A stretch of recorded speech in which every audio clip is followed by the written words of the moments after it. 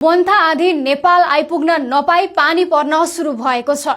बिहीबार बिहानबाट नेपालमा सुरु भएको वर्षा मोन्था नामक आँधीको प्रभाव भन्दा पनि हिजो अस्तिदेखि सक्रिय पश्चिमी वायुको कारण भएको हो। बंगालको खाडीको अण्डमान सागरबाट सुरु भएको मोन्थाको प्रभाव बिहीबार अपराह्नबाट मात्रै सुरु हुने मौसमविद उज्जवल उपाध्यायले बताएका छन्। तर त्यो भन्दा अगाडि नै सक्रिय पश्चिमी वायुले नेपालमा प्रभाव पारिरहेको छ। अब मोन्था आँधीको पनि प्रभाव सुरु भएपछि भने नेपालमा ठूलो वर्षा हुने मौसमविद उपाध्याय बताउँछन्। उनका अनुसार बिहीबार बिहान 4 बजेदेखि काठमाडौँ उपत्यका र वरिपरि भइरहेको वर्षा पूर्वबाट आउने मोन्था नामक समुद्री आँधी भन्दा पनि हिजो अस्तिदेखिको पश्चिमी वायुको गतिविधिले हो, जुन अझै बाहिरिएको छैन।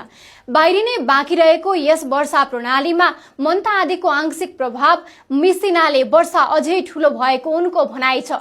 मोन्था आँधीको प्रभाव बिहीबार अपराह्नदेखि मात्रै पूर्ण रूपमा सक्रिय हुनेछ। यसले मेचीदेखि गण्डकीसम्म ठूलो वर्षा र उपल्लो 3500 मिटर भन्दा अग्लो भूभागमा भारी हिमपात गराउनेछ। उपाध्यायले बिहीबार र शुक्रबार यात्रा नगर्न अनुरोध पनि गरेका छन्। साथै बिहीबार दिउँसोदेखि हवाई सेवा पनि प्रभावित हुन सक्ने उनको अनुमान छ। मोन्था र पश्चिमी वायुको प्रभाव एकैपल्ट रहे गत वर्ष असोज 12 र 13 गतेको भन्दा ठूलो पानी पर्ने आकलन उपाध्यायको छ। पछिल्लो विवरण अनुसार मोन्था भारतको बिहार प्रवेश गरेको छ।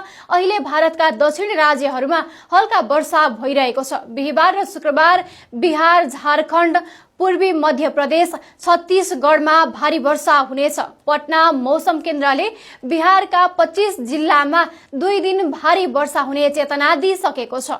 बिहार हुँदै मधेसको वीरगञ्जबाट मोन्था नेपाल प्रवेश गर्ने बताइएको छ।